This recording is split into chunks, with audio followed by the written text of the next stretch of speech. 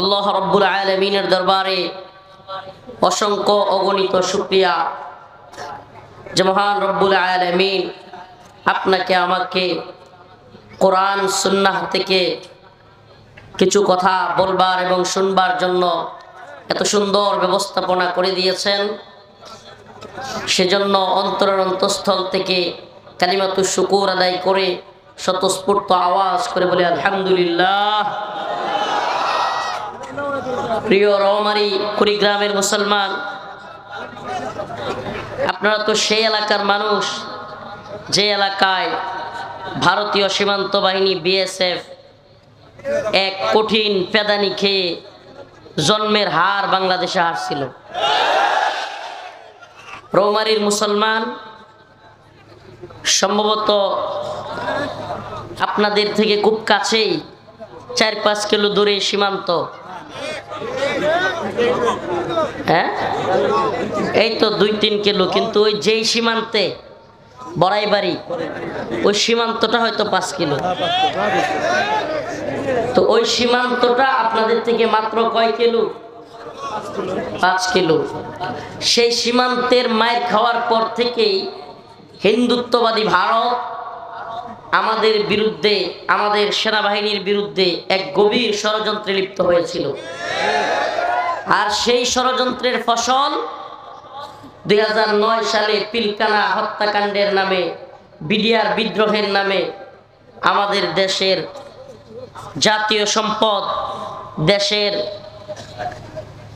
সেনাবাহিনীর চৌকস সেনা সদস্যদেরকে শুধু নয়, সেনাবাহিনীর শীর্ষস্থানীয় ব্যক্তিদেরকে এদেশকে পঙ্গু করে দেওয়ার জন্য, দেশের সেনাবাহিনীকে পঙ্গু করে দেওয়ার জন্য সেই পিলখানার বিদ্রোহের নামে সেনাবাহিনীর ঊর্ধ্বতন কর্মকর্তাদেরকে গোয়েন্দা সংস্থা রয়ের সুনিপুণ পরিকল্পনায় তাদেরকে হত্যা করা হয়েছিল। প্রিয় উপস্থিতি, আমি এই জন্য আপনাদের এই নটানপাড়া রৌমারী সদরের কুড়িগ্রামের আজকের এই জনসমাবেশের উদ্দেশ্যে আলোচনার বিষয়বস্তু নির্ধারণ করেছি দাওয়া ইআদাদ জিহাদ।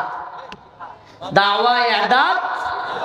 ও মুসলমান ইমানদার, মুসলমানদের সফলতা কোন পথে আসবে, মুসলমানেরা কোন পথে সফল হতে পারবে? একটা কথা মনে রাখবেন, ইসলামী শরিয়ার যে মাসআলাটা জানা খুব জরুরি, যেটা আমরা জানি না অনেকেই। ঈমান আনার পর, ঈমান না আনলে নামাজ, রোজা, হজ, যাকাত কোনো কিছু তো লাভ নাই। কারণ যদি ঈমান না থাকে, হাজার হাজার রাকাত নামাজ পড়ে, লাভ আছে? হাজার হাজার দিন রোজা রাখে, লাভ আছে? শতবার হজ করে, যদিও শতবার হজ করা সম্ভবই না। যদি কেউ 100 বার হজ করে, ঈমান নাই, কোনো লাভ আছে? তো ঈমানদার হওয়ার পরেই আমলগুলোর ফায়দা, আমলগুলোর কার্যকারিতা, ঠিক কি ঠিক না? তো ঈমানদার যে ব্যক্তি, তার ঈমান আনার পর কালিমায়ে শাহাদা, আশহাদু আল্লা ইলাহা ইল্লাল্লাহু ওয়া আশহাদু আন্না মুহাম্মাদান আবদুহু ওয়া রাসূলুহু, এই কালিমা পড়ার পরে সবচাইতে গুরুত্বপূর্ণ বিষয় মুমিনের জন্য কি?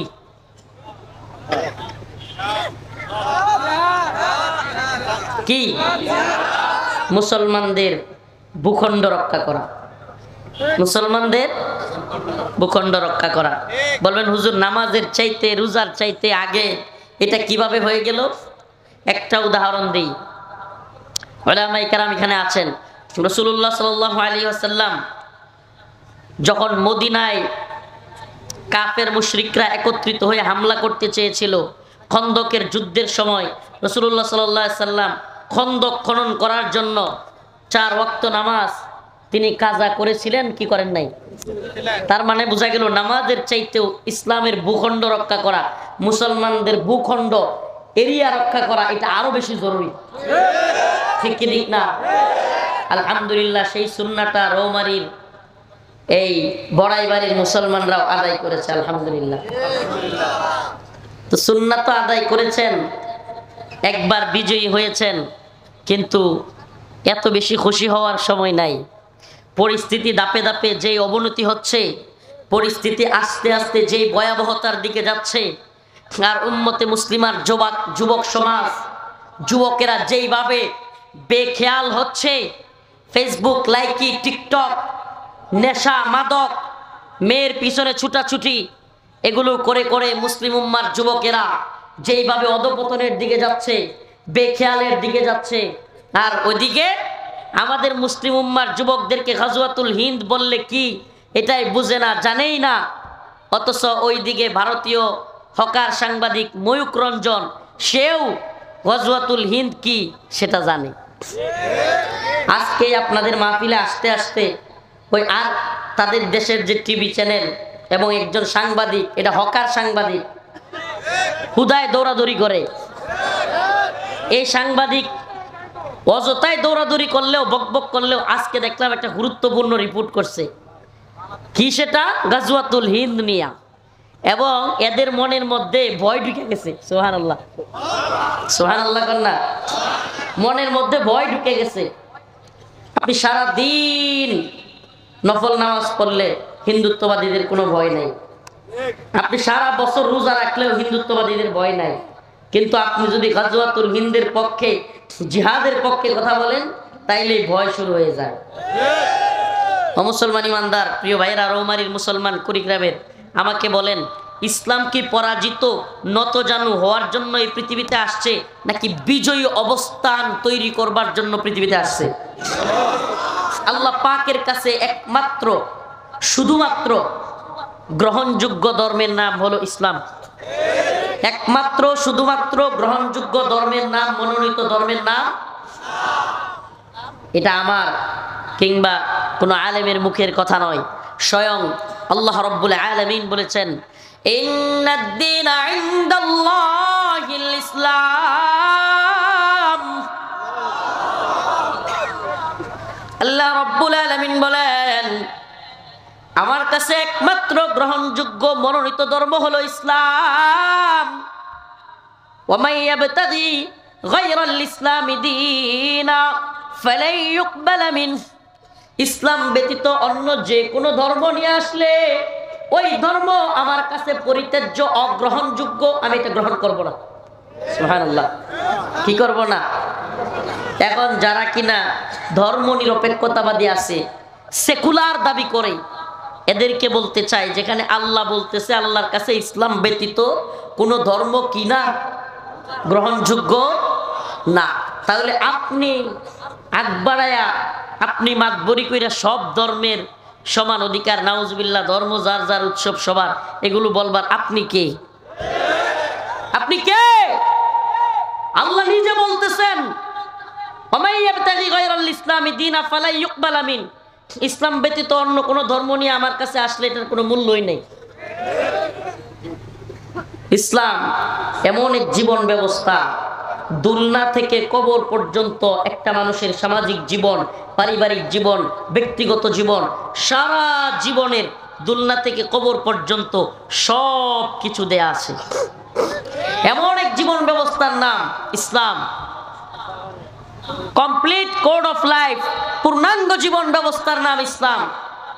ইসলামে শুধুমাত্র নামাজ পড়ার কথা বলা হয় নাই, শুধুমাত্র রোজা রাখবার কথা বলা হয় নাই, শুধুমাত্র হজ করবার কথা বলা হয় নাই, শুধুমাত্র যাকাত দেওয়ার কথা বলা হয় নাই।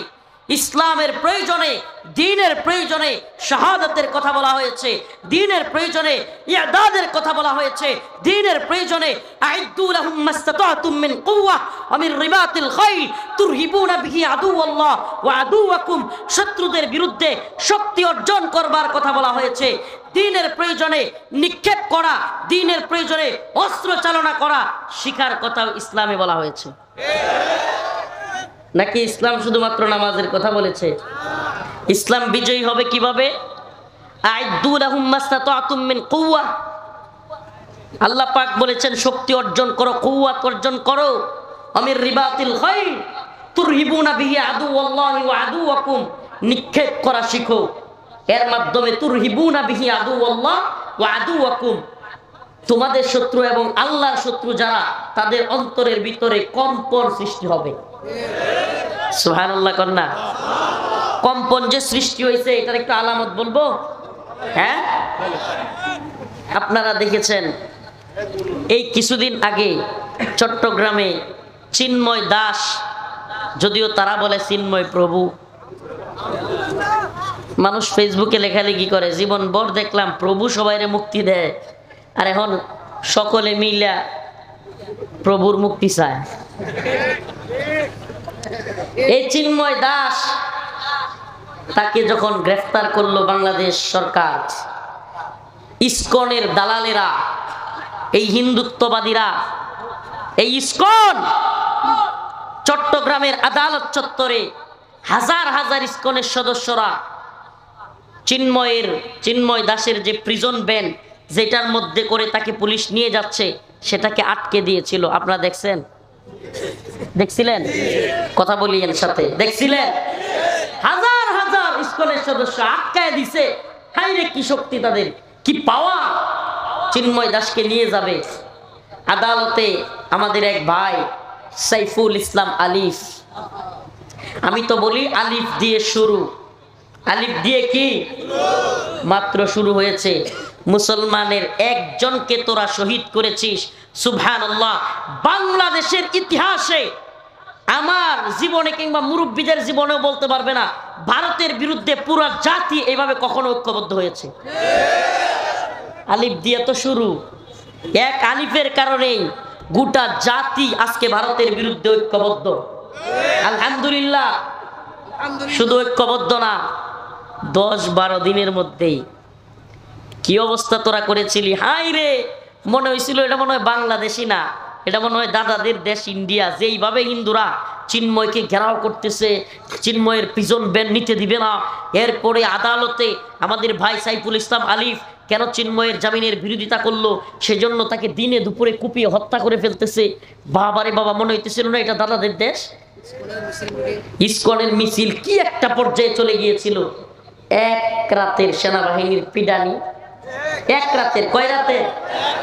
গোপালগঞ্জেতে সূর্যই উঠেছে, বাকিটা বলবেন না, বাকিটা বলিয়েন না। তো চট্টগ্রামেও যখন সূর্য উঠেছে, পিছন লাল করার আস্তে আস্তে, তো পরের দিন থেকে হাই সুবহানাল্লাহ, ঘটনা কি? এখন নিউজ হচ্ছে চিন্ময় দাসের কোনো উকিল পাওয়া যাচ্ছে না। হাই সুবহানাল্লাহ। তার মানে এদের যে এই যে গরম, এই যে কামান বিমান হুঙ্কার জঙ্কার, এগুলো হলো বেলুনের মতো। কিসের মতো? আপনি যদি একটা সুই নিয়ে খালি দাঁড়ায় যেতে পারেন, সুবহানাল্লাহ, এদের সব বেলুন ফুটা হয়ে যাবে। ভারতীয় বাহিনীর এত পাওয়ার, শত পাওয়ার, শত শত বিএসএফ ঢুইকা আমাদের 8-9 জন জওয়ানের কাছে গুহারা আছে। ঠিক কি ঠিক না? আমাদের পাবলিক রৌমারির এই বড়াইবাড়ির পাবলিক জুতা দিয়া, ঝাড়ু দিয়া, কোনটা দিয়া পিটাইয়া সাইজ করে দিছে। সুবহানাল্লাহ কন্যা।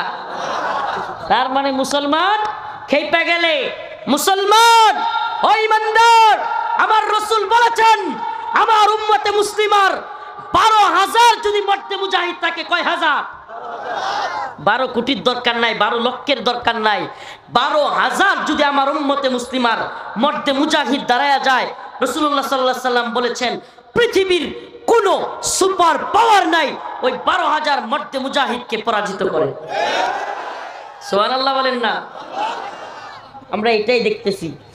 রাসূলের সেই ভবিষ্যদ্বাণী, রাসূলুল্লাহ সাল্লাল্লাহু আলাইহি সাল্লাম এমন এক পয়গম্বর, মুহাম্মদ আরবির 2 ঠোঁটের মাঝখান দিয়া জীবনে কোনোদিন মিথ্যা বলেন নাই। সুবহানাল্লাহ বলছেন। এটা শুধু মুসলমানরা স্বীকার করে এমন না, মক্কার কাফের মুশরিকরা পর্যন্ত জীবনে কোনোদিন রাসূলকে মিথ্যাবাদী বলেন।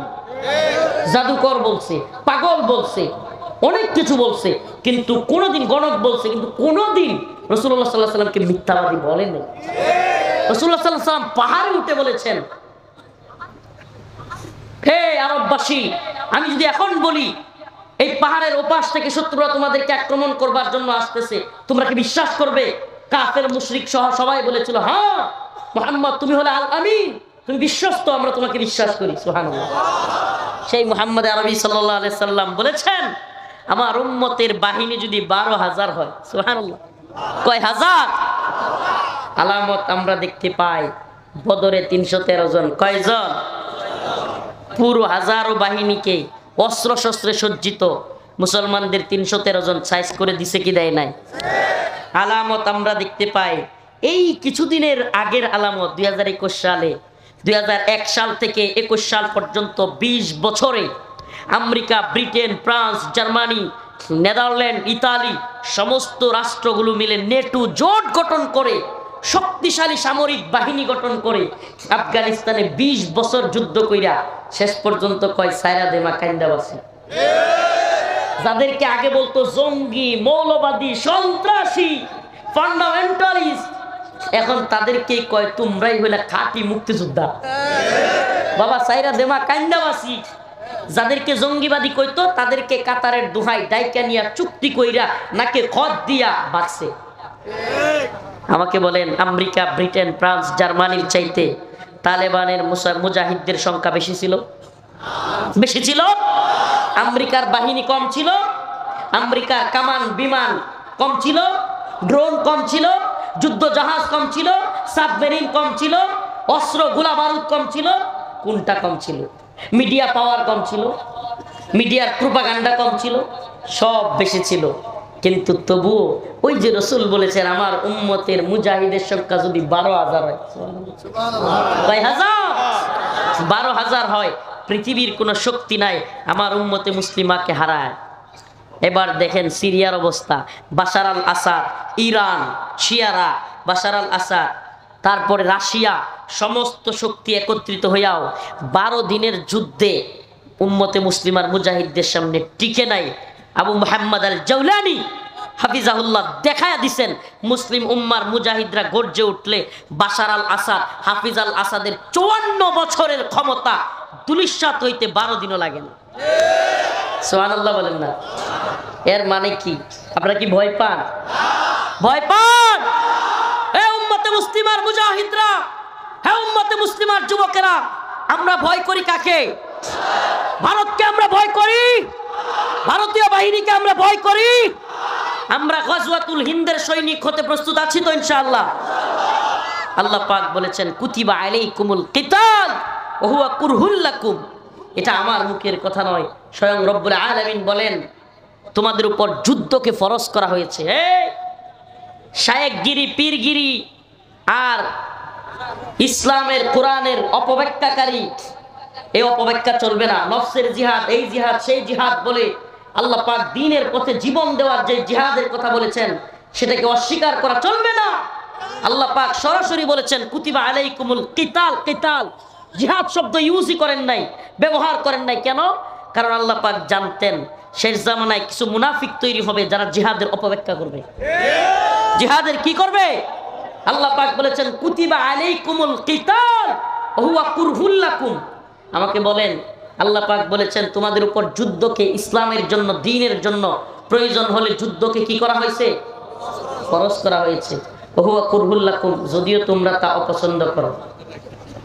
আচ্ছা আমারে বলেন আয়াতটা যখন কোরআনে নাজিল হইল, কোরআনে পাকে যখন এই আয়াতে কারিমা নাজিল হইল, কোরআনে পাকে যখন কুতিবা আলাইকুমুল কিতাল এটা নাজিল হলো, তখন কার কাছে নাজিল হয়েছিল? রাসূলুল্লাহ সাল্লাল্লাহু আলাইহি সাল্লামের কাছে। উনি কি জিহাদ পছন্দ করতেন? কিতাল পছন্দ করতেন? সাহাবায়ে কেরাম তখন রাসূলের সাথী কারা ছিলেন? আমাকে বলেন কোরআনে কারিমে আল্লাহ বলছেন কুতিবা আলাইকুমুল কিতাল ওয়া হুয়া কুরহুল লাকুম। যদিও তোমাদের উপর জিহাদ ফরজ করা হয়েছে, কিতাল যুদ্ধকে ফরজ করা হয়েছে, কিন্তু তোমরা অপছন্দ করো। আমাকে বলেন সাহাবায়ে কেরাম জিহাদ পছন্দ করতো? একটা ছোট্ট ঘটনা বলবো। সাহাবায়ে কেরাম যুদ্ধকে কত ভালোবাসতো, দ্বীনের জন্য শহীদ হওয়াকে কত ভালোবাসতো, এটা একটা ছোট্ট ঘটনা দিয়ে বুঝাই দেই। আল্লাহর রাসূল সাল্লাল্লাহু আলাইহি ওয়াসাল্লাম মসজিদে নববীর পাশ দিয়া যাইতেন আর দেখতেন কালো করে একজন সব সময় ধুলাবালির মধ্যে পড়ে থাকতেন, ভালো মতো জামা কাপড় নাই, সুন্দর চেহারা নাই, কোনো কিছু নাই, কিন্তু পড়ে থাকতেন। রাসূলুল্লাহ সাল্লাল্লাহু আলাইহি সাল্লাম তার পাশ দিয়ে যাওয়ার সময় বলতেন জুলাইবি তুমি কি বিয়েটা করবে না? আল্লাহর রাসূলের সেই সাহাবীর নাম কি? হযরত জুলাইবিবের ইতিহাস আজকেও বলে না, হযরত জুলাইবিবের নামে কেউ নাম রাখে না। অথচ আমার কাছে কেউ আসলে ছেলের নাম রাখার জন্য, ছেলে হইলে আমি বলি ছেলেটার নাম রাখেন জুলাইবিব। কেন জুলাইবিব? আজকে আপনারা একটু হযরত জুলাইবিবের ইতিহাস একটু পড়েন। হযরতে জুলাইবি রাদিয়াল্লাহু আনহুর ঘটনাটা একটু জেনে যান। ও উম্মতে মুসলিমার যুবকেরা, তাহলে হযরতে জুলাইবিবের মতো হওয়ার তামান্না জাগবে, আশা জাগবে। হযরতে জুলাইবি এমন এক সাহাবী ছিলেন যার চেহারাটা ছিল কালো, সবসময় ধুলি মিশ্রিত থাকতো, ভালো জামা কাপড় ছিল না, বাবার টাকা পয়সা ছিল না, বংশীয় মর্যাদায় বিশাল কিছু ছিলেন না। মসজিদে নববীর সামনে পড়ে থাকতেন ধুলাবালি মিশ্রিত শরীর নিয়ে। রাসূলুল্লাহ সাল্লাল্লাহু আলাইহি সাল্লাম বলতেন, জুলাইবি বিয়েটা কি করবে না?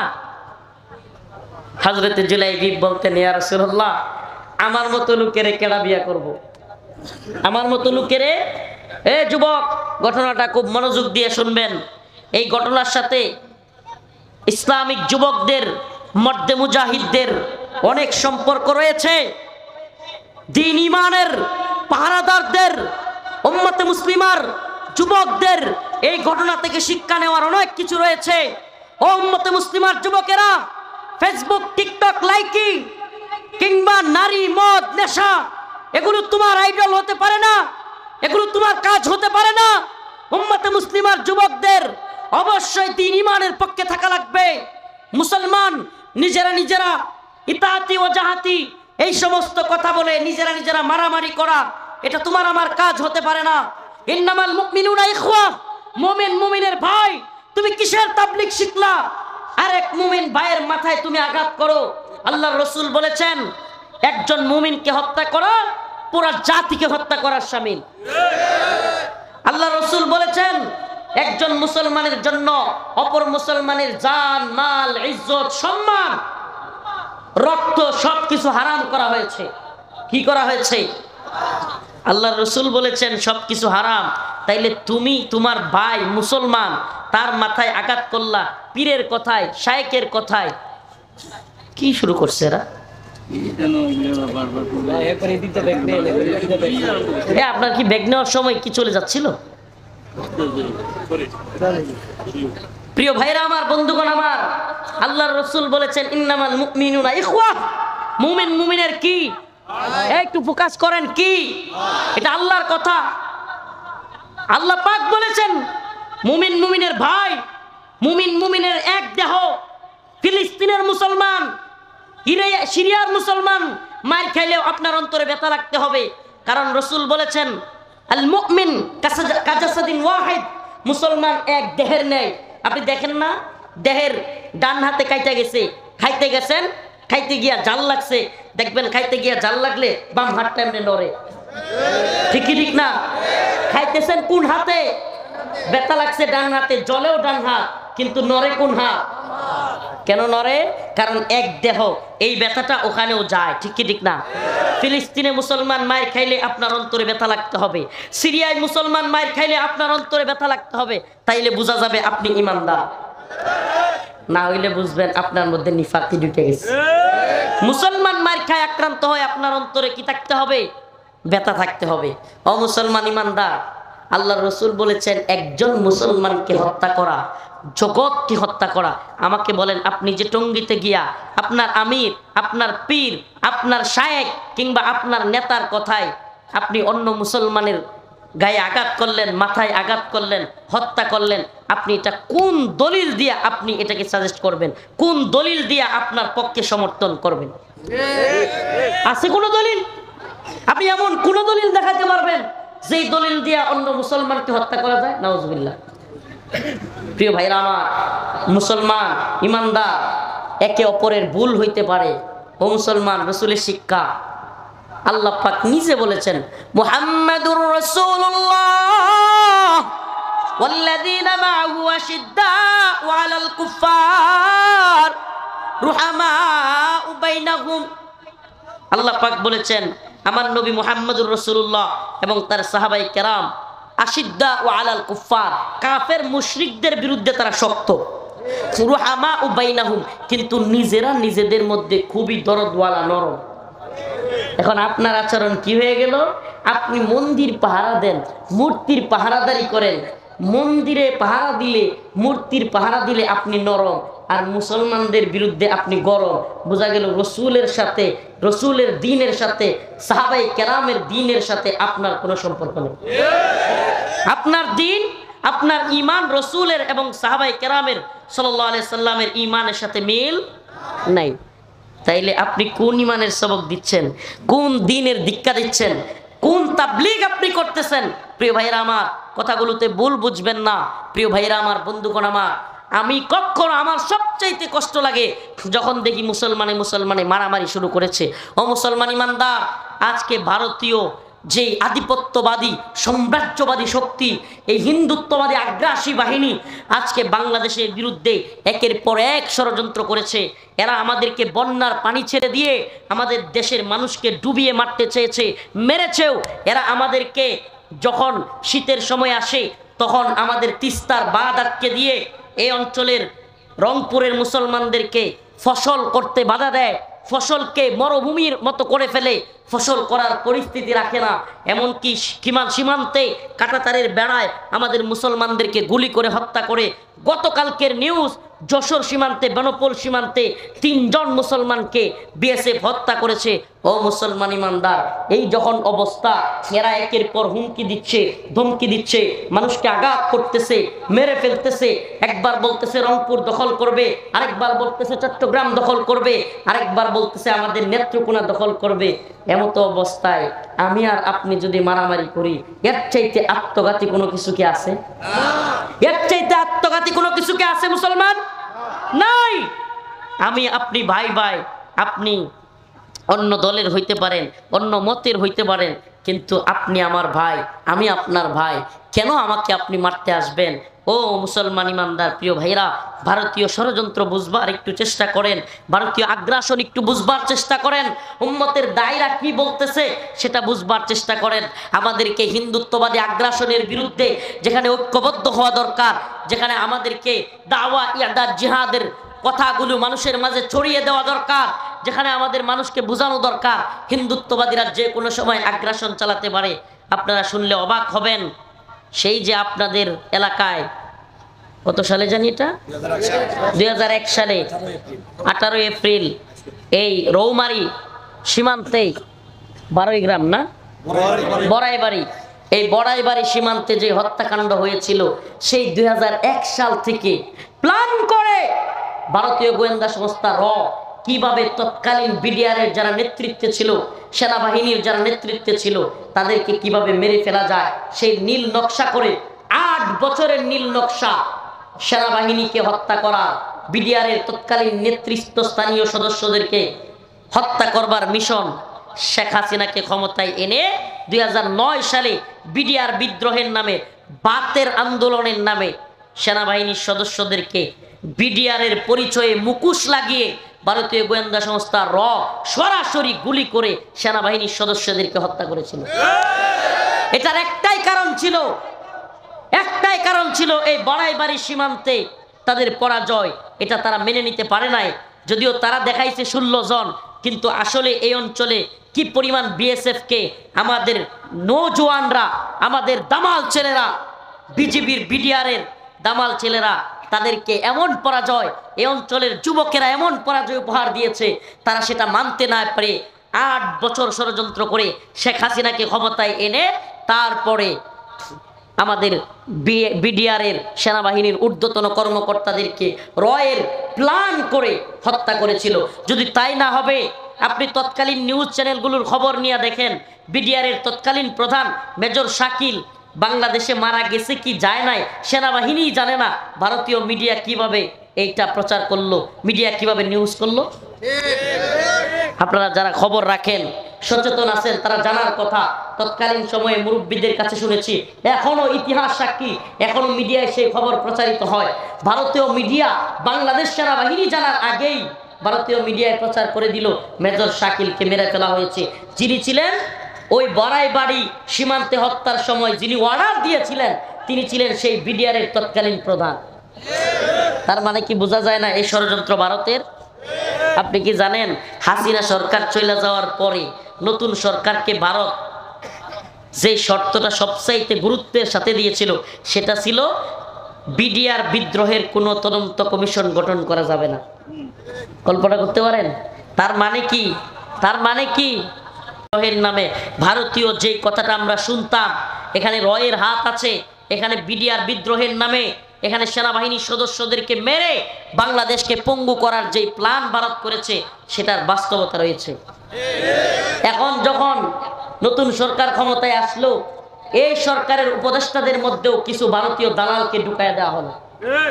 এই ভারতীয় গাদ্দার দালালেরা বাংলাদেশে বসে স্বরাষ্ট্র উপদেষ্টা, আইন উপদেষ্টা ঘোষণা করে দিল বিডিআর বিদ্রোহের কোনো তদন্ত কমিশন গঠন হবে না।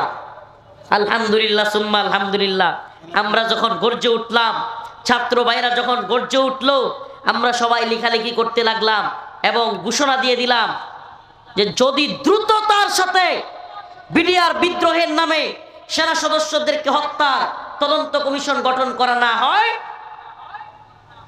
স্বরাষ্ট্র উপদেষ্টার কার্যালয় এবং আইন উপদেষ্টার কার্যালয় ঘেরাও করা হবে। 11টায় কার্যালয় ঘেরাওয়ের কর্মসূচি দেওয়া হয়েছে। রাতের মধ্যেই বলা হলো 5 দিনের মধ্যে তদন্ত কমিশন গঠন করা হবে। প্রিয় হাজিরিন, প্রিয় উপস্থিতি, এই কথাগুলো আপনাদের বোঝা দরকার, কারণ এই রৌমারীর মুসলমানরাই বাংলাদেশের এই ভয়াবহ ষড়যন্ত্রের একটা অংশ। এই রৌমারীর মুসলমানরা বীরত্ব দেখিয়েছেন। এটা কথা মনে রাখবেন, বীরত্ব দেখানো সহজ, জয় করা সহজ, কিন্তু অর্জন ধরে রাখা কঠিন।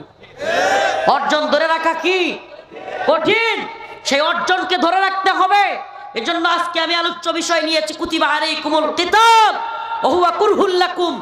আল্লাহ পাক বলেছেন তোমাদের উপর দ্বীনের জন্য যুদ্ধকে ফরজ করা হয়েছে, যদিও তোমরা তা অপছন্দ করো। অপছন্দ কি রাসূল সাল্লাল্লাহু আলাইহি সাল্লাম করতেন? অপছন্দ সাহাবায়ে কেরাম করতেন? তাইলে আল্লাহ পাক কোরআনে ওই সময়ে কাদেরকে উদ্দেশ্য করে বলছিলেন? আমার তো মনে হয় এই জামানায় যে সমস্ত পীর, যেই সমস্ত শায়েখ নামের যে সমস্ত লোকেরা দাওয়া ইরদাদ জিহাদের বিরোধিতা করে, কিতালের বিরোধিতা করে, এই মুনাফিকি চরিত্রের লোকদের জন্যই আল্লাহ পাক 1500 বছর আগে এই আয়াত নাজিল করেছিলেন। আল্লাহ পাক কি বলেছিলেন? কুতিবা আলাইকুমুল কিতাল ওয়া হুয়া কুরহুল লাকুম আসা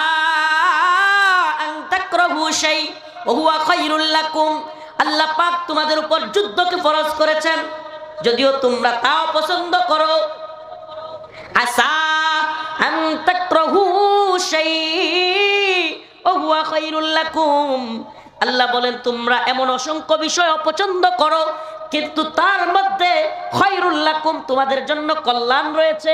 সুবহানাল্লাহ। আমরা অপছন্দ করলেও কি রয়েছে? এটা স্বয়ং কার কথা? হাসা আন তুহিব্বু শাই। আবার এমন অনেক জিনিস রয়েছে যা তোমরা খুব ভালোবাসো, কি করো? ওহুয়া শাররুল লাকুম, কিন্তু তার মধ্যে অকল্যাণ রয়েছে, কল্যাণ নাই। সুবহানাল্লাহ। কল্যাণ অকল্যাণের মালিক কে? ইজ্জত সম্মানের মালিক কে? ওয়া তুইজ্জু মান তাশা ওয়া তুযিল্লু মান তাশা বিয়াদিকাল খায়র ইন্নাকা আলা কুল্লি শাইইন কাদির। আল্লাহ বলেন ইজ্জতের মালিক আমি, সম্মানের মালিক আমি, কল্যাণের মালিকও আমি। সুবহানাল্লাহ। কল্যাণের মালিক কে? সমস্ত কল্যাণের মালিক কে? তার মানে আল্লাহ বলেছেন জিহাদের মধ্যে কল্যাণ রয়েছে। কি রয়েছে? কিতালের মধ্যে কল্যাণ রয়েছে। সুবহানাল্লাহ। কল্যাণ যদি নাই থাকতো, এই বাড়াইবাড়ি সীমান্তের আপনারা যারা বীরত্ব দেখিয়েছেন, বলেন তো এটা আপনাদের জন্য কল্যাণ নিয়ে আসছে না অকল্যাণ? কল্যাণ। এটা থেকে শিক্ষা রয়েছে। এটা থেকে কি শিক্ষা রয়েছে? যে মর্দে মুজাহিদরা, মুসলমানরা খেপে গেলে কাফেরদের কোনো খাওয়া নেই। ঠিক কি ঠিক না? আল্লাহ রসুলের কথাই সত্য। মর্দে মুজাহিদরা খেপে গেলে এই পুরা ময়দানে, যদি সারা ময়দানে সব মুর্দা থাকে, লাশ থাকে, আর এই মঞ্চের মধ্যে যদি একজন জিন্দা মানুষ থাকে, বলেন পুরা ময়দানের মুর্দারা মিল্লা একজন জিন্দা লোকের কোনো ক্ষতি করতে পারবে? আল্লাহ রসুল বলেছেন কাফেররা হলো মুর্দা। কাফেররা কি? কথা কয় না, কাফেররা কি? আর ইমানদাররা হলো জিন্দা। সুবহানাল্লাহ। ইমানদাররা কি? প্রিয় হাজিরিন, যারা বলবেন হুজুর কাফেরদেরকে হত্যা করা এই উস্কানিমূলক বক্তব্য কেন দিচ্ছেন, আমি বলতেছি না নিরীহ কোনো ব্যক্তিকে আপনি হত্যা করেন। নিরীহ ব্যক্তিকে হত্যা করা, নিরীহ কারো কোনো সনাতন ধর্মী হোক, খ্রিস্টান ধর্মাবলম্বী হোক, তার বাড়িতে আক্রমণ করা, এই সবক ইসলাম আমাদেরকে দেয় নাই। কিন্তু তুমি আমার উপর আক্রমণ করবা, তুমি আমাকে হত্যা করতে আসবা, তুমি আমার দেশ দখল করতে আসবা, তুমি আমার মসজিদ ঘুরাইয়া দিবা, তুমি আমার মাদ্রাসা ভেঙে দিবা, তুমি আমার বাড়িঘর বুলডোজার দিয়ে ভেঙে দিবা। আমার আল্লাহ বলেছেন উদিনা লিল্লাযিনা ইউকাতালুনা বিআন্নাহুম যুলিমু, যে তোমার বিরুদ্ধে জুলুম করবে তুমি তার বিরুদ্ধে গর্জে ওঠো। কে বলেছেন এটা? তাইলে আমি কি আপনার কথা মানবো না আমার আল্লাহর কথা মানবো? আমি তো আপনার উপর জুলুমের পক্ষে না, ইসলাম তো আপনার উপর জুলুমের পক্ষে না। ইসলাম তো অন্য ধর্মের মানুষকে আঘাত করতে, মেরে ফেলতে, বাড়িঘর উচ্ছেদ করতে বলে না। কিন্তু আপনি যখন আমার বিরুদ্ধে আক্রমণ করবেন আমি কি চুপ থাকবো? কথা বলেন না, চুপ থাকবো? প্রিয় হাজিরিন, প্রিয় উম্মতে মুসলিমা, আপনি স্বীকার করেন বা না করেন, ইসলামের জিহাদ আছে। আপনি করেন বা না করেন, আপনি করতে পারেন বা না করেন, আপনার এটা মানতে হবে। আল্লাহ পাক দাওয়া এবং এদার জিহাদের পথ খুলে দিয়েছেন। ও উম্মার যুবকেরা, ও রৌমারীর মুসলমান, রৌমারীর যুবকেরা, তোমাদের কাছ থেকে আজকে আমি কথা নিতে চাই, ওয়াদা নিতে চাই।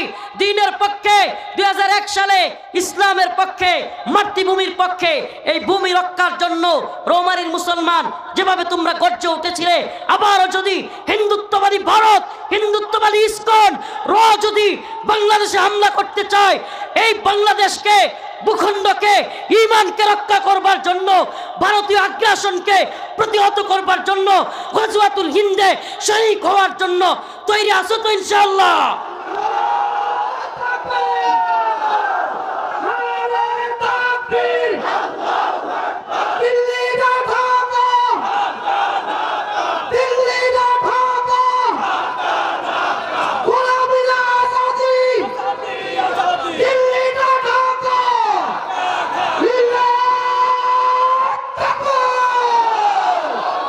আমরা ভারতের গোলাম নই, আমরা আমেরিকার গোলাম নই, আমরা ইসরায়েলের গোলাম নই, আমরা আল্লাহর গোলাম। ভারতীয় সেনাবাহিনী কামান বিমানের ভয় আমাদেরকে দেখায় লাভ নাই। আমরা আল্লাহর উপর আস্থা রাখি, বিশ্বাস রাখি। আল্লাহ বলেছেন কাম মিন ফিয়াতিন কালিলা গালাবাত ফিয়াতান কাসীরাতান বিইذনিল্লাহ। ছোট্ট দল আল্লাহর উপর ভরসা করলে বড় বড় দলের বিরুদ্ধে আল্লাহ বিজয়ী করবেন। আমরা আল্লাহকে ভয় করি। আমরা কাকে ভয় করি? আমরা কাকে ভয় করি? আমরা আল্লাহকে ভয় করি। আমরা ভারতকে ভয় করি। আমাদেরকে উস্কানি দিয়ে লাভ নাই। ও মর্দে মুজাহিদ, প্রিয় ভাইরা আমার, বন্ধুগণ আমার, প্রিয় রৌমারীর কুড়িগ্রামের মুসলমান, আপনাদের মাধ্যমে, এই ইউটিউবের মাধ্যমে আমি সারা দেশের সমস্ত মুসলমানদেরকে বলবো, প্লিজ দয়া করে আপনাদের পায়ে হাত ধরি। আল্লাহ রসুল বলেছেন ইন্নামাল মুমিনুনা ইখওয়া। আল্লাহ পাক বলেছেন মুমিন মুমিনের ভাই। এক মুমিন আর এক মুমিনের দেহ। আপনি আমি মারামারি করতে পারি না, আপনাকে আমি মারতে পারি না, আপনিও আমাকে মারতে পারেন না।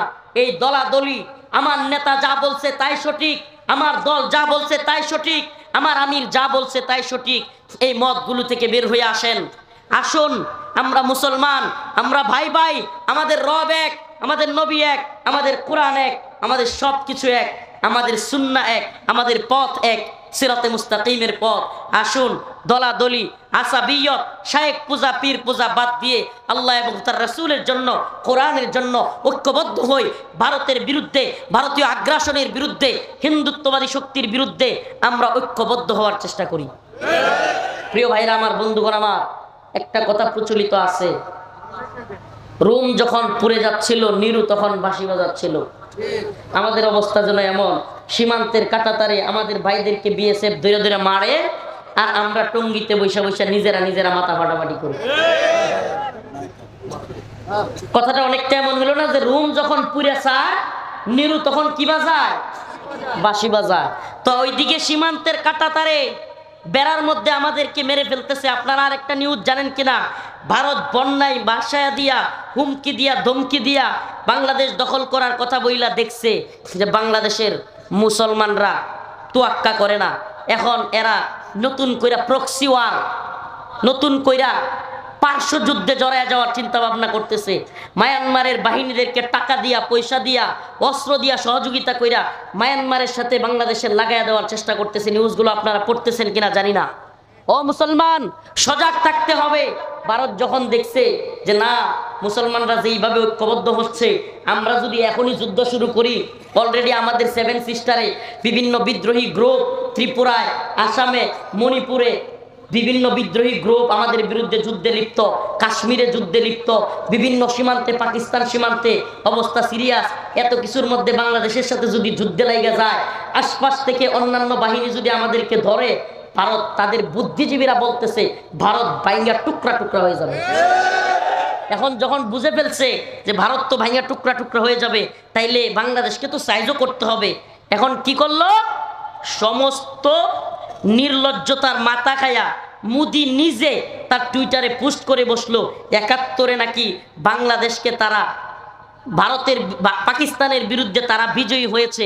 বাংলাদেশ যে মুক্তিযুদ্ধ করেছে, স্বাধীন হয়েছে, এটা নয়, বরং ভারতের সাথে পাকিস্তান যুদ্ধ হয়েছে এবং ভারত নাকি বিজয়ী হয়েছে। তাইলে আমাকে বলেন, এটা কেমন স্বাধীনতা ছিল? কেমন স্বাধীনতা ছিল এটা? যেখানে খুদ মোদি বলল, শুধু মোদি না, মোদির আগের যে সরকার ছিল ৭১ তৎকালীন ইন্দিরা গান্ধী, সে সংসদে দাঁড়িয়ে, ভারতের সংসদে বলেছিল 1000 সাল কা বদলা লে লিয়া। আমাকে বলেন, মুসলমান মুসলমান, পাকিস্তান বাংলাদেশ, পূর্ব পাকিস্তান পশ্চিম পাকিস্তান, মুসলমান মুসলমানে মারামারি যুদ্ধ হইল, ভারত কয় আমরা বিজয়ী। তাইলে এটা কেমন স্বাধীনতা? এটা কেমন স্বাধীনতা? আমি তো বলি, এই ভূখণ্ডের মুসলিমদের একমাত্র স্বাধীনতা হবে ভারতের বিরুদ্ধে বিজয়। এটা একমাত্র স্বাধীনতা। আমি তো বলি, বড়াই বাড়ির মুসলমান এরা হইল স্বাধীন। এরা দেখাই দিছে ভারতে আধিপত্য আমরা মানি না। ঠিক কি ঠিক না? ওই গ্রামের কেউ আসেননি? আসি রে ভাই, আসি, আলহামদুলিল্লাহ, বসেন।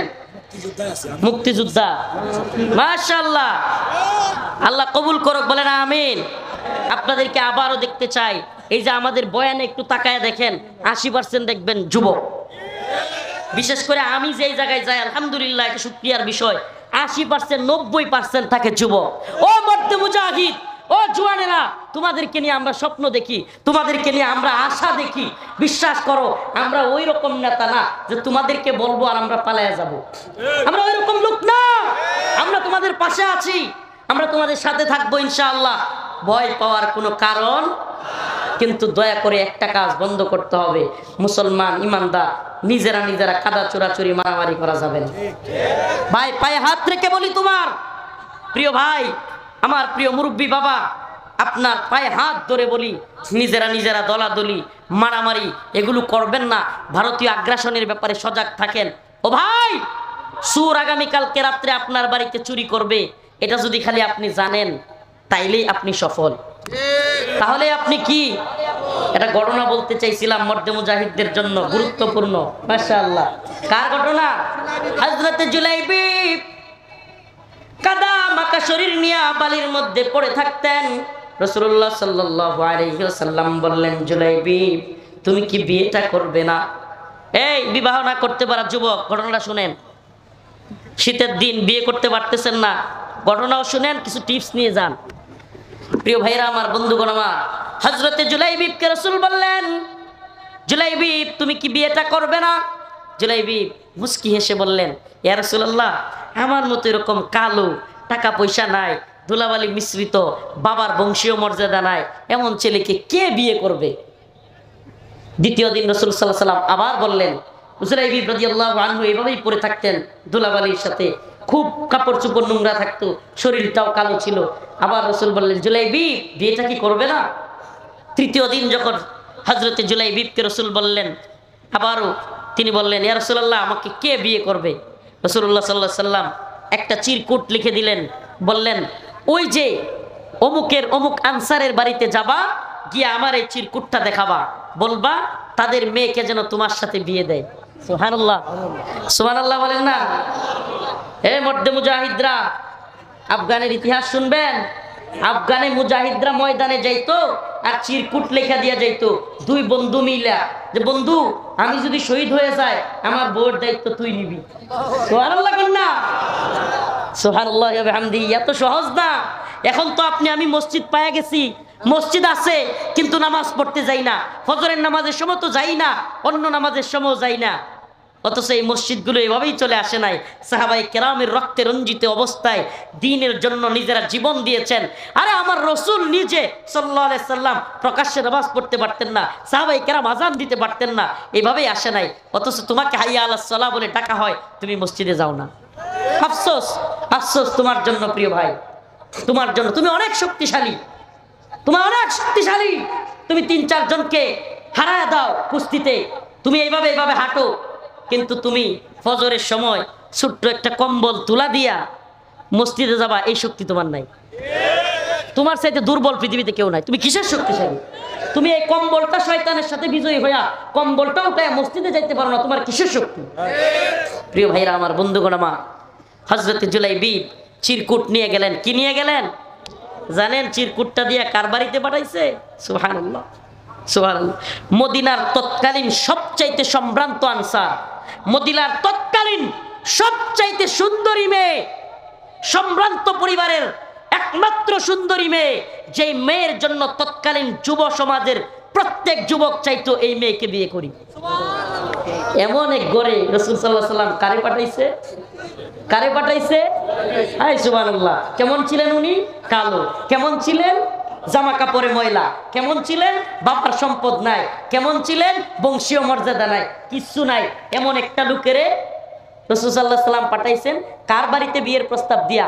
আরবের সম্ভ্রান্ত ধনী গণ্যমান্য ব্যক্তি, যার মেয়ে তৎকালীন আরবের সবচাইতে সুন্দরী, যাকে বিয়ে করার জন্য বড় বড় পরিবারের বড় বড় রাজা বাদশাদের ছেলেরা লাইন লেগে থাকত।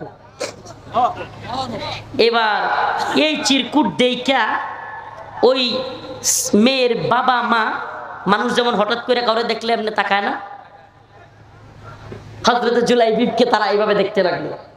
হ্যাঁ, আমি কোনো বানোয়াট গল্প বলতেছি না, বানোয়াট কোনো কিচ্ছা কাহিনী বলতেছি না, আল্লাহ রাসূল সাল্লাল্লাহু আলাইহি সাল্লামের হাদিস থেকে রাসূলের এক সাহাবীর ইতিহাস বলতেছি। হযরত জুলাইবিবকে এইভাবে দেখে তারা বলল, তোমাকে পাঠাইছে আমাদের মেয়েকে বিয়ে করতে? তাদের মনের মধ্যে ধাক্কা লাগলো। তারা কল্পনাও করতে পারে না এমন একটা ছেলের কাছে তাদের মেয়েকে বিয়ে দিবে।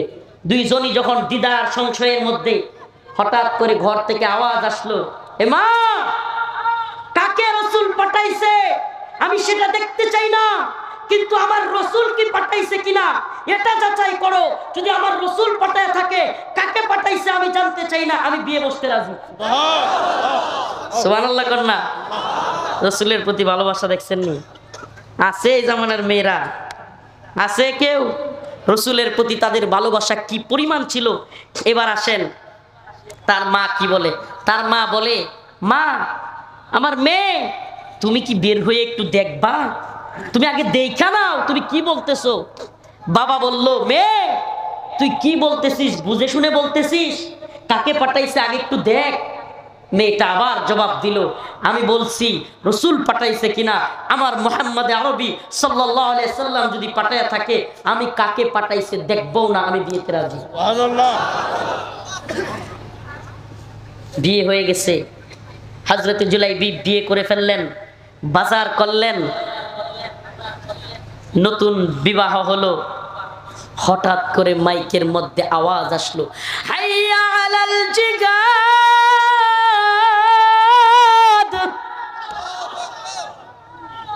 হঠাৎ করে রাসূলের পক্ষ থেকে, সাহাবাদের পক্ষ থেকে মাইকের মধ্যে তৎকালীন যে বড় বড় চুঙ্গা ছিল, চুঙ্গা পাহাড়ের উপরে উঠে বড় বড় আওয়াজে কথা বলা হইতো, সেখান থেকে আওয়াজ আসলো, হাইয়া আলাল জিহাদ,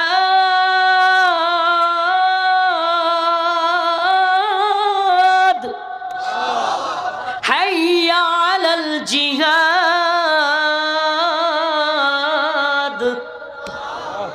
এটা শুধু সেই আরবের আজান নয়, এই হাইয়া আলাল জিহাদের আজান রৌমারীর মুজাহিদ যুবকদেরকেও দিয়ে গেলাম। হাইয়া আলাস সালাত অনেক শুনলা, হাইয়া আলাল জিহাদ এবার শুনো। আসো জিহাদের দিকে, আসো কল্যাণের দিকে। সুবহানাল্লাহি ওয়া বিহামদিহি।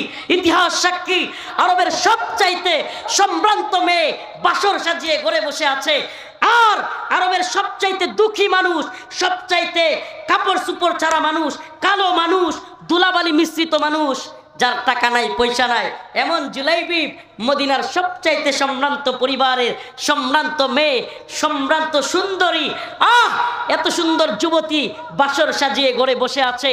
ছেলে এবং মেয়ের জীবনের সবচাইতে গুরুত্বপূর্ণ রাত, যেই রাত কাটানোর জন্য সুন্দরী মেয়েটা অপেক্ষা করেছে, হযরতে জুলাইবি হাইয়া আলাল জিহাদ শোনার সাথে সাথে তার সেই প্রিয়তমা স্ত্রী, যাকে সে পাবে কিনা সেটাই জানতো না, তাকে বাদ দিয়া খাপখোলা তরবারি নিয়ে দৌড়ায় জিহাদের ময়দানে চলে গেলেন।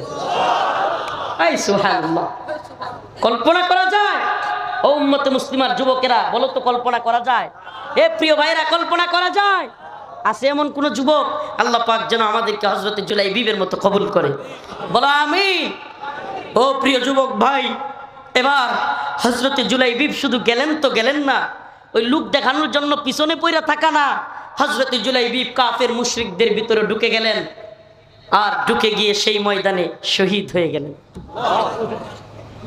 এবার রাসূলুল্লাহ সাল্লাল্লাহু আলাইহি ওয়াসাল্লাম জিহাদের ময়দানে গিয়ে দিক বেদিক ছুটাছুটি করতেছেন, দেখতেছেন সাহাবায়ে কেরাম অবাক, আই হায় রাসূল এইভাবে তো কোনোদিন এইভাবে ঘোরাঘুরি করেন না।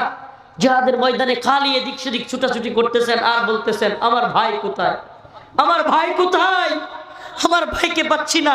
সাহাবায়ে কেরাম বলেন, ইয়া রাসূলুল্লাহ আমরা তো এখানে, আপনি কাকে খুঁজছেন? বলে আমার ভাইকে খুঁজছি। রাসূলুল্লাহ সাল্লাল্লাহু আলাইহি ওয়াসাল্লাম ঘুরতে ঘুরতে হঠাৎ করে যায় দেখেন শহীদদের মাঝখানে পড়ে আছে হযরতে জুলাইবি, আল্লাহর নবীর সাহাবী।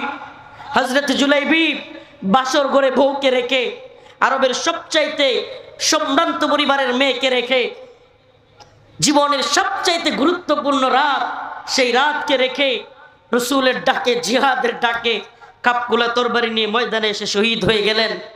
ও উম্মতে মুসলিমার মুজাহিদরা, ও প্রিয় রৌমারি কুড়িগ্রামের মুসলমানরা, প্রিয় যুবক ভাইরা, আল্লাহ পাক যেন আমাদেরকে জুলাইবি রাদিয়াল্লাহু আনহুর মতো মর্দে মুজাহিদ হওয়ার তৌফিক দান করেন। আমরাও যেন আল্লাহ পাকের সেই ঘোষণা, কুল ইন কানা আবাউকুম ওয়া আবনাউকুম ওয়া আজওয়াজুকুম ওয়া আশীরাতুকুম ওয়া আমওয়ালুন ইকতারাফতুমুহা ওয়া তিজারাতুন তাখশাউনা কাসাদাহা ওয়া মাসাকিনু তারদাউনাহা আহাব্বা ইলাইকুম মিনাল্লাহ ওয়া রাসূলিহি ওয়া জিহাদিন ফি সাবিলি ফাতারাব্বাসু হাত্তা ইয়াতি আল্লাহু বিআমরি। আল্লাহ পাক বলেছেন, ইন কানা আবাউকুম ওয়া আবনাউকুম, যদি তোমাদের পিতা মাতা, সন্তান সন্ততি, ওয়া আজওয়াজুকুম তোমাদের স্ত্রী, ওয়া আশীরাতুকুম ওয়া আমওয়ালুন ইকতারাফতুমুহা ওয়া তিজারাতুন তাখশাউনা কাসাদাহা, যেই ব্যবসা বাণিজ্য তোমরা করো, ওয়া মাসাকিনু তারদাউনাহা, যেই এলাকায় তোমরা থাকো, যেই বাড়ি তোমরা করেছো, এগুলো যদি আহাব্বা ইলাইকুম মিনাল্লাহ, আল্লাহ ওয়া রাসূলি এবং তার রাসূলের চাইতে, ওয়া জিহাদিন ফি সাবিলি, আল্লাহ এবং তার রাসূলের পথ, জিহাদের পথ থেকে বাধা দেয়। আবারও বলতেছি, আল্লাহ নিজে বলতেছেন, বাবা মা, সন্তান সন্ততি, স্ত্রী কন্যা, এলাকা, ব্যবসা প্রতিষ্ঠান, এগুলো যদি আল্লাহর পথে জিহাদ থেকে তোমাকে বাধা দেয়, তুমি যদি পলায়ন করো, আল্লাহ বলেন ফাতারাব্বাসু, তুমি সবর করো, হাত্তা ইয়াতি আল্লাহু বিআমরি, আল্লাহর পক্ষ থেকে আযাব আসার আগ পর্যন্ত। নাউজুবিল্লাহ বলেন। তার মানে কি বোঝা গেল? জিহাদ থেকে পলায়ন করলে, জিহাদ বিমুখ হইলে, কিতালের বিরুদ্ধে গেলে আল্লাহর পক্ষ থেকে আযাব আসার জন্য বলা হয়েছে। আপনার মায়ের কথা বলে, আপনার সন্তানের কথা বলে, আপনার স্ত্রীর কথা বলে আল্লাহ এবং তার রাসূলের পথে জিহাদ করা থেকে বিরত থাকবার কোনো সুযোগ আল্লাহ পাক আমাদের সবাইকে মর্দে মুজাহিদ হিসেবে কবুল করুন। চিল্লায় বলেন আমিন। সবাই হাত তুলেন, লিল্লাহি তাকবীর, লিল্লাহি তাকবীর। বলেন আমরা ইসলামের পক্ষে, কোরআনের পক্ষে, দ্বীনের পক্ষে, কিতালের পক্ষে, জিহাদের পক্ষে। আমরা নিজেরা মারামারি করব, আমরা মুমিন ভাই ভাই নিজেরা মারামারি করব ইনশাআল্লাহ। রাজি আছেন তো? নিজেরা মারামারি করবেন না তো? ভারতীয় আগ্রাসনের বিরুদ্ধে ঐক্যবদ্ধ থাকবেন তো? ভারত বিরোধিতা এটা বর্তমান সময় ইমানের অংশ। ভারত বিরোধিতা কি? কেন? আমরা ভারত রাষ্ট্রের বিরোধিতা না, কিন্তু হিন্দুস্তানের বর্তমান শাসক গোষ্ঠী এবং হিন্দুত্ববাদী এই গেরুয়া সন্ত্রাসীদের বিরুদ্ধে আমরা, ঠিক কি ঠিক না? আর যেহেতু হিন্দুত্ববাদী গেরুয়া সন্ত্রাসীদের অধীনেই বর্তমান ভারতীয় প্রশাসন, ভারতীয় সরকার চলে, সেজন্য আমরা ভারত বিরোধী। আল্লাহ পাক আমাদের সবাইকে ইসলামের পক্ষে দ্বীনের পথে থাকবার তৌফিক দান করুন। আবার বলি, আল্লাহ পাক কিতালকে আমার আপনার উপর ফরজ করেছেন। ঈমানের পরে সবচাইতে উল্লেখযোগ্য গুরুত্বপূর্ণ বিষয় হলো ভূখণ্ড রক্ষা করা। এই ভূখণ্ডের জন্য, ইসলামের জন্য, দ্বীনের জন্য জীবন দিতে আমরা সবাই রাজি আছি তো ইনশাআল্লাহ? নাসরুম মিনাল্লাহ ওয়া ফাতহুন করিব ওয়া বাশশিরিল মুমিনিন। আসসালামু আলাইকুম ওয়া রাহমাতুল্লাহি ওয়া বারাকাতুহু। সবার কাছে খাস করে দোয়া চাই। আমি একটু অসুস্থ ছিলাম, কয়েকদিন প্রোগ্রাম করতে পারি নাই। ইনশাআল্লাহ নিয়ত আছে আরেকবার যদি রৌমারিতে আসি, এই বড়াইবাড়ি সীমান্তে যাওয়ার আমার খুব শখ। এটা আমাদের চেতনা, এই তথাকথিত এই ৭১-এর চেতনা, গণতন্ত্রের চেতনা, এই কী কয় আরো কতটি চেতনা আছে, মুক্তিযুদ্ধের চেতনা, তারপরে বাঙালি চেতনা। এই চেতনার ট্যাবলেট আমরা খাই না। আমাদের চেতনা ২০০১ সালে বড়াইবাড়ির চেতনা, আমাদের চেতনা বদরের চেতনা, আমাদের চেতনা খন্দকের চেতনা, ঠিক কিনা? আমাদের চেতনা ২৪-এর ৫ই আগস্টের চেতনা। আমরা সমস্ত জালিমের বিরুদ্ধে ইনশাআল্লাহ বলবেন। তার আগে আমাদের এই যে সম্মানিত মেহমান 2 মিনিট কথা বলবেন। আমির জামাত এই শুনেন, নমিনি প্রধান মেহমান আছেন, উনি একটু কথা বলবে, তারপরে দোয়া হবে ইনশাআল্লাহ। একটু বসেন। সম্মানিত সুধী, এখনই আমাদের দোয়া হবে। আমাদের ভাই রফিকুল ইসলাম মাদানী সত্যি আমাদের হৃদয়ে ছুঁয়ে গেছে, বলি আলহামদুলিল্লাহ। তার হাত দিয়ে আমরা দোয়া করে নিব। তার আগে 2 মিনিট শুধু কথা বলার জন্য বিশেষভাবে